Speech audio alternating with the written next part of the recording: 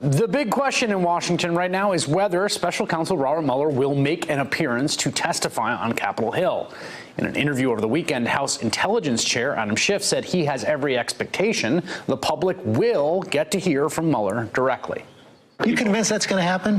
I am convinced it's going to happen. That is inexorable. The American people have every right to hear what the man who did the investigation has to say. And we now know we certainly can't rely on the Attorney General who misrepresented his conclusions. So he is going to testify. Well, it's not clear if Schiff knows something we don't about the negotiations or if he was just making a prediction. Fortunately, we get a chance to ask Schiff himself. House Intelligence Chair Adam Schiff joins me now. Do you have special information? Is that a prediction born of some sort of confidence that it's the will of the people?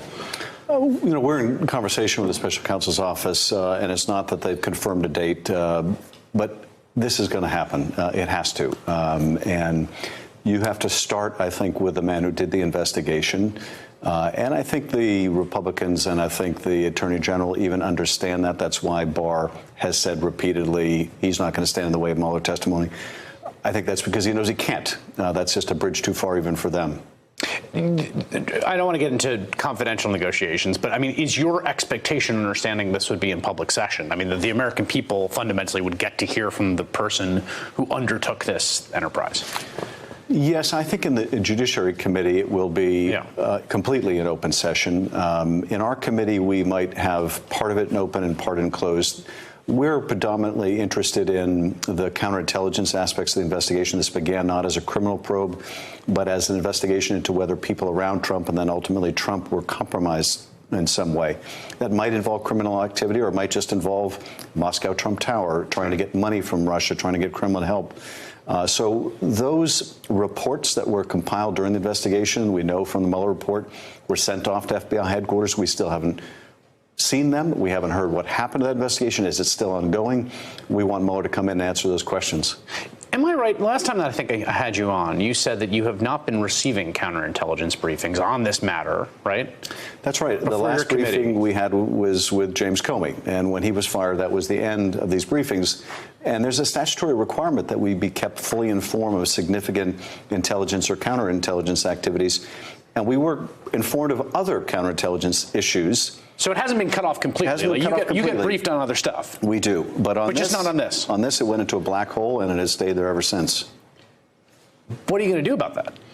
Well, we sat down with the Justice Department after we took over the majority, and we said, where is this information? We had several meetings. They played rope-a-dope with us. We subpoenaed them. And the next step, we're continuing the negotiations with them. But if they're not forthcoming, then we will have to press this with a vote on the House floor. Do you agree with your colleagues, like, for instance, Chair Nadler, who say that we are in a constitutional crisis right now? I think we're on the threshold of that.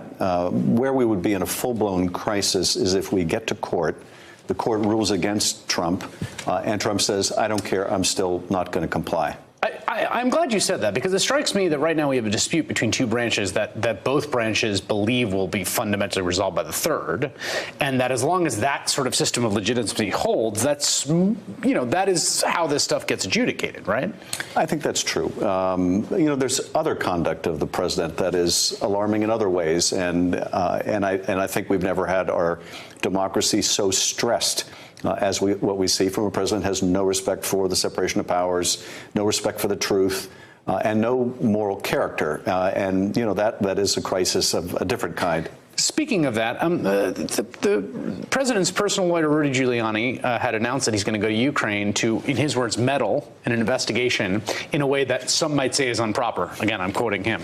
After there was some negative reaction to that, he canceled his trip. What do you... Is that a good sign? Do you think they think mission accomplished? What is your read on that? Is it a good sign? I mean, it's just staggering that they thought that this was somehow appropriate, okay, the new rules of the game. Yeah, you go and get foreign help. And the ridiculous distinction he was making is, no, I was trying to meddle in an investigation, not into a campaign. Well, the whole point of the investigation he was trying to get started was to hurt his political opponent, Trump's political opponent, the one they apparently fear the most, Joe Biden. Here we are. The investigation into what the Russians did and Trump and his campaign did is still not finished, and they're starting the next effort to get foreign help. So I'm not surprised that it got shut down. Maybe I shouldn't be surprised that they were still at it. But it does mean that we have to look at this and think, okay, do we need to somehow change the laws to make this a crime? Because apparently they're going to continue seeking foreign help in the absence of it being clearly criminal activity. The judge who has the first sort of round of contestations of subpoenas of the president, his accounting firm, issued a sort of interesting ruling and basically said, we're going to expedite this. We're going to actually have a hearing. I believe that hearing is scheduled tomorrow. The Trump lawyers have said, no, not so fast. We don't want to do it. Many have taken it as a sign that at least this judge and maybe others in that branch of government understand the importance of an expedited schedule to adjudicate this question of what Congress can and can't have access to. Is that your reading? Is that your hope? Absolutely. I think this court understands that the administration is trying to slow walk all of this, and that there is urgency to this, that if oversight can be delayed, it can be denied. And so I thought it was very encouraging that the court on its own said, let's consolidate the briefings, let's move ahead quickly. The legal issues are pretty simple. Congress either has the power or it doesn't. And I think the Trump folks can read the writing on the wall, and they understand they're in a very poor legal position. And one of the whole points for them is to draw this out as long as possible. So yes, it betrays both the strength of our position in Congress, that our counsel is saying, let's move forward, and the weakness of their position, that Trump and his lawyers are saying, no, let's delay, let's put this off, let's think about this a little longer, let's see how much we can play rope-a-dope here. What is your thinking right now about Bill Barr and about the integrity of the Justice Department, particularly as you reference us moving into this new world, which is this individual, this president, running for president this time as an incumbent, and a person who has shown himself to have no problem sort of skirting ethical lines, or people around him skirting ethical lines, if not bright legal ones, who we know talks to his Department of Justice, who we know likes to harangue the Attorney General in public and harangue the FBI as he did over the weekend. What is your expectation? What are your worries about his relationship with this Attorney General as he moves into election season? Yeah, I'm profoundly concerned about it. Now, I didn't support his confirmation because I felt he should have committed to recusing himself from an investigation which he had such an obvious bias. But I never imagined that he would be this awful, that he would come before the Congress, the House, and flatly lie, that he would misrepresent the work of Bob Mueller, that he would talk about spying, that he would adopt the president's incendiary language and then claim there's nothing incendiary about accusing his own department and intelligence agencies of spying on a presidential campaign. There's few things that would be more incendiary. So I have, just the worst expectations now. And the fact that this president thinks it's perfectly fine to talk with the Attorney General about investigating his political opponents, and maybe this Attorney General now thinks that's okay too, because this Attorney General has this, unified executive theory that he basically is the president's lawyer to do the president's bidding, and if that bidding includes shutting down the Mueller investigation, Barr says that would have been perfectly fine.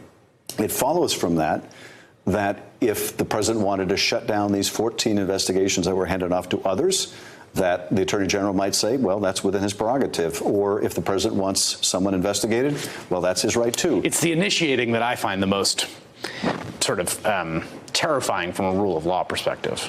And, we've already seen these norms broken down. Rod Rosenstein referred matters, people that the president wanted investigated, to the Inspector General. Yeah. Andrew McCabe, whatever you might think of his conduct, his firing was accelerated so that he would be deprived of a pension because that's what the president wanted. And, personal text messages. This is another great hypocrisy that we're seeing right now. Text messages of Peter Strzok and Lisa Page, people who have not been indicted. Over 1 million pages of discovery in the Clinton email investigation, including thousands in the Mueller investigation, like FISA applications, turned over to a Republican Congress by Rod Rosenstein, same guy saying, no, we can't possibly give over information. We can't give you 450 pages, even though we gave a GOP Congress over 1 million. That's a good point, Congressman Adam Schiff. Thank you very much. Thank you. Hey there, I'm Chris Hayes from MSNBC. Thanks for watching MSNBC on YouTube. If you want to keep up to date with the videos we're putting out, you can click subscribe just below me, or click over on this list to see lots of other great videos.